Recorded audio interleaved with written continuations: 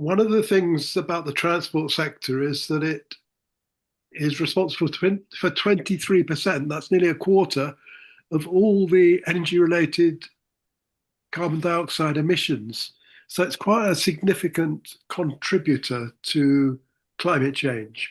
And that is why I think people worry about it, because the transport sector is more um, divided. You know, there are personal people using their cars, there's commercial people using their lorries, etc., etc. Oh, Oh dear. I'm just changing the there we go. This should be better. if you say so.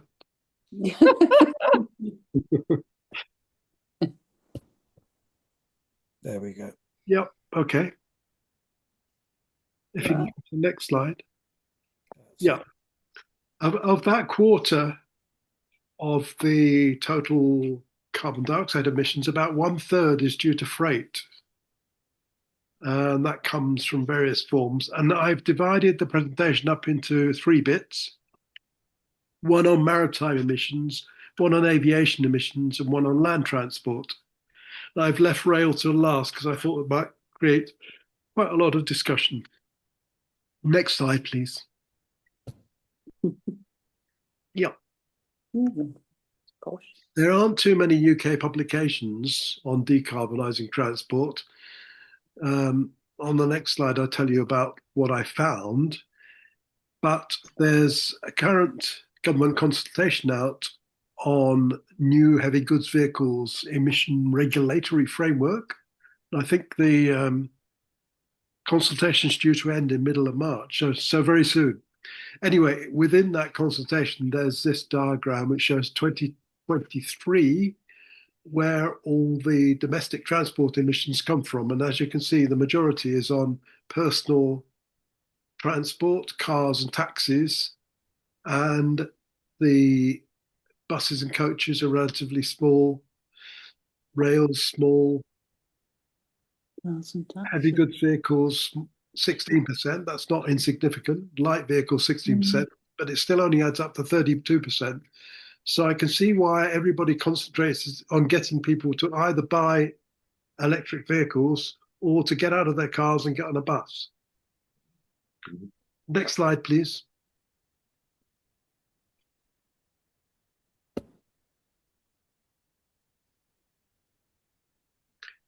Yeah, I couldn't find many publications. So there was a publication in 2021 which was called Decarbonising Transport. And I thought, a better, greener Britain. And this was produced by the Department of Transport during the Boris prime ministership. And I think it was actually, when I've looked through it, I thought, well, none of this happened. So a good document, but absolutely useless in that the government didn't follow it. Then in October 2025, the government produced quite a large report unlocking the benefits of clean energy, and but there's hardly any mention of transport. It's mainly to do with the production of electricity and domestic matters like your heating, etc. And then in the last days of the Tory government, they produced a net zero government initiative, UK roadway to zero, and that's no use at all for transport. So I'm hoping the government will actually produce something more up to date in terms of report in the next year or so. Next slide, please. Right. Shipping is only 11% of total transport emissions worldwide, so it's quite a small sector. On the other hand, it's a really dirty sector. Um, the fuel that's currently burnt by many, many ships is the unrefined oil, basically. It's the dirtiest, heaviest fuel you can find. But of course, it's much cheaper because it's not refined. Unfortunately, it produces all sorts of hazardous emissions, including a lot of sulfur dioxide. And so there's a good reason for getting shipping to switch their fuel. Uh, a number of new ships are being built with dual fuels. That means they can switch, particularly as within Europe, they're covered by the European regulations about re reducing emissions, particularly in ports. And so they can switch their engine from one fuel to another. And the other thing they're looking at is using ammonia fuel, which I think just requires the existing engines to be retrofitted to cope with ammonia instead of diesel. You want to And swap? then there are some hydrogen fueled ferries, and Swap. Norway's been particularly keen You're on. doing this, aren't you? And I think Norway is probably ahead on producing hydrogen for fueling things.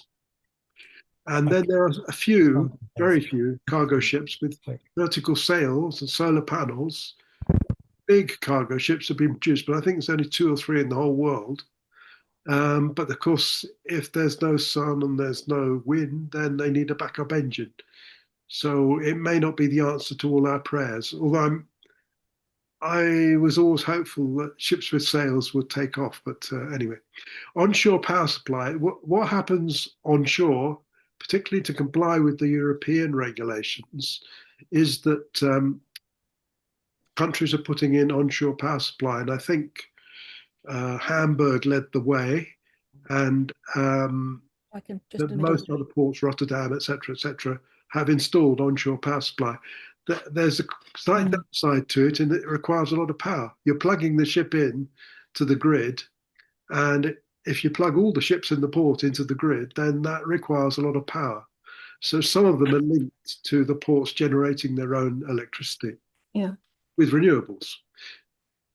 Anyway, one of the drivers behind it is the fact that cruise ships were using this dirty fuel and were polluting the cities they were calling at. So a lot of cruise ships have been adapted to take on the onshore power supply, and that's stopped them being criticized quite so much. And then the other problem is that some ships, particularly American ships, have a different electrical frequency to Europe. So they have 60 hertz instead of 50 hertz. And voltage variations are a problem. Some ships have quite high voltage and some ships don't. And so that all needs to be coped with by the equipment that you put onshore. Next slide, please.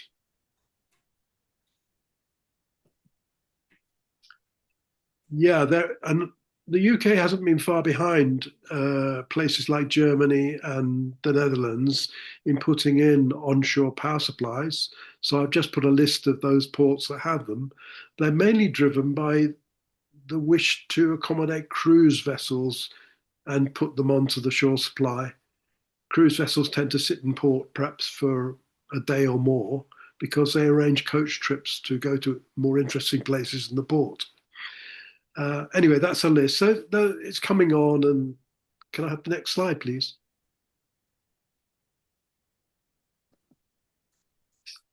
Yeah, you may. I don't know whether any of you pay close attention to what the International Maritime Organization do, but they are based in London and they're like a part of the United Nations.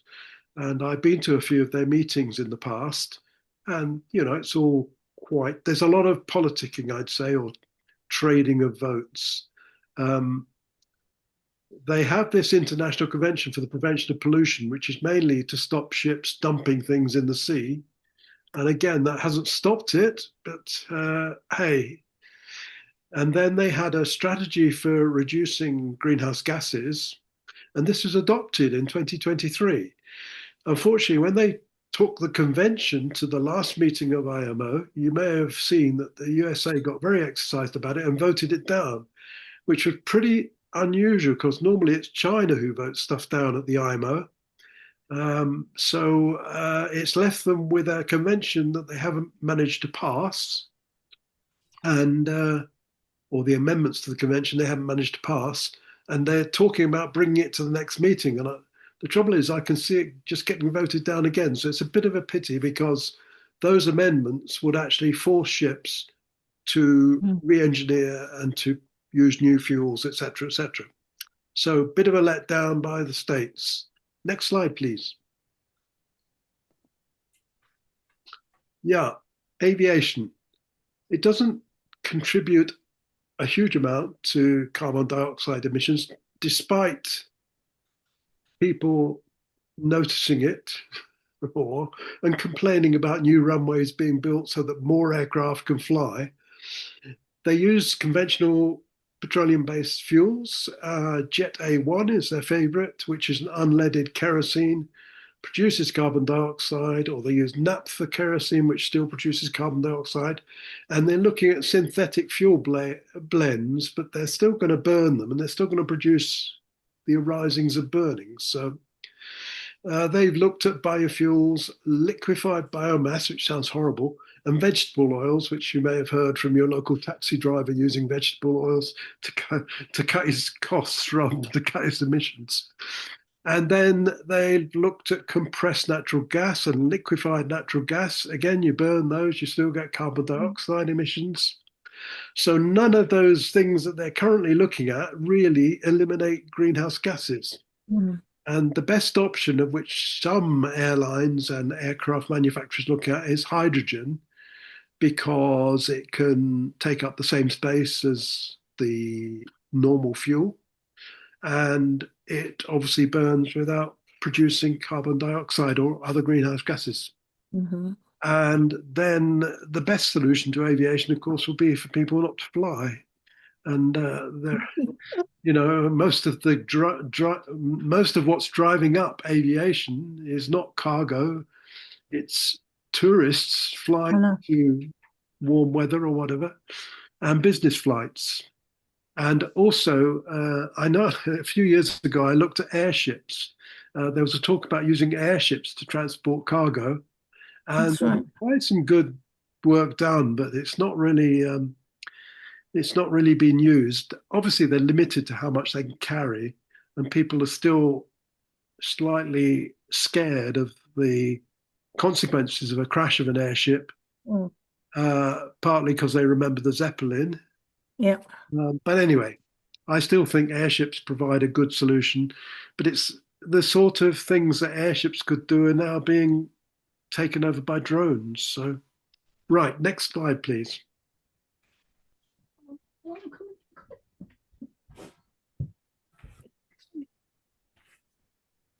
Yeah, I've divided it up into road vehicles and rail transport. And as you see, road vehicles cover quite a lot of things: freight vehicles, farm vehicles, buses and coaches, passenger vehicles, construction vehicles, of which passenger vehicles, including taxis, take up more than half of the emissions. Um, Construction vehicles are often ignored because they're not counted as road vehicles. I don't know why, but they still emit greenhouse gases. Mm. Next slide, please.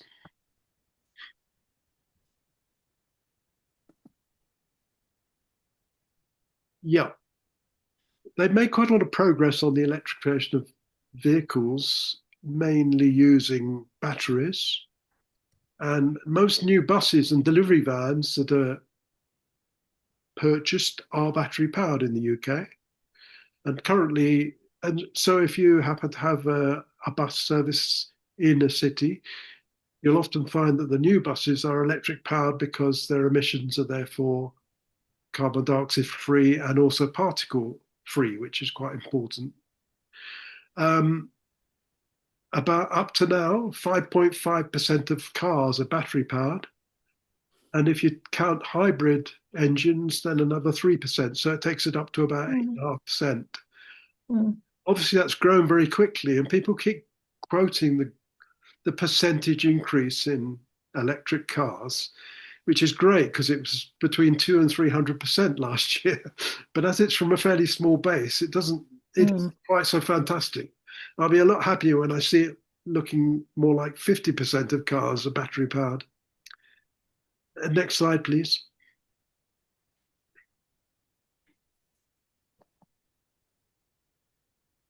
Yeah, there was a report done on sustainable logistics, and they certainly went mad with the graphics. So I thought I'd stick them in as well. The next slide, please. Yeah, the government has decided that no new petrol or diesel cars will be sold in the UK after 2030, and they had a system whereby the car manufacturers agreed to phase in electric vehicles, and they had a rule whereby if you were going to sell an internal combustion engine, you had to sell an electric vehicle at the same time, if you like. Unfortunately, the government have backtracked from lobbying, and now I think, therefore, there may well be petrol and diesel cars being produced after UK after 2030. Sorry, um, diesel is very popular in Germany because it's subsidised, but even in Germany, people are switching to petrol, which is pretty revolutionary for Germany. As dear old Rudolf Diesel was the inventor of diesel, so um, they aim to phase out new petrol and diesel vehicles by 2030, but I think that may drift a bit due to lobbying. And the other thing is you need, obviously, if you're going to have a lot of electric vehicles, then you need charging infrastructure and you need to put that in quickly. And normally you need to put it in sort of in advance of the demand for it, because otherwise people they get they get frightened. They won't be able to charge their cars. There are 12,000 chargers currently in the UK, and that's good, but they need a lot more. And for the public sector, it's been quite good at putting in zero emission vehicles. If you count Royal Mail as public sector, some of the delivery drivers, if you count some dust carts and so on, and buses particularly. So there are 5,800 at the moment. Again, it's too slow. I mean, it needs to be a lot more. And no doubt as people renew their fleets, that will increase. Next slide, please. I'm going on to rail now. There are obviously, the government wants to decarbonize rail transport, but at the moment, they have to operate through the companies that provide the engines and the rail vehicles. So the operators do want to introduce cleaner, low emission trains because diesel's expensive and it's polluting, and there's lots of actually rules in some cities whereby their pollution's measured and so on. Many of them have switched to ordering bimodal units so they can switch between electric power on electrical routes and diesel on others. They're also looking at tri-mode trains, which can operate with both diesel, electricity, or batteries.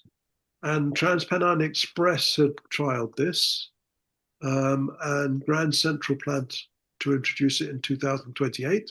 And the government is investing in electrification schemes because the secret is you need to electrify your rail. On the TransPennine route upgrade, again, I think it's proceeding too slowly, but there you go. They're working with Network Rail to identify where further electrification can deliver the greatest benefits. And I'm not quite sure where this fits into Great British Railways.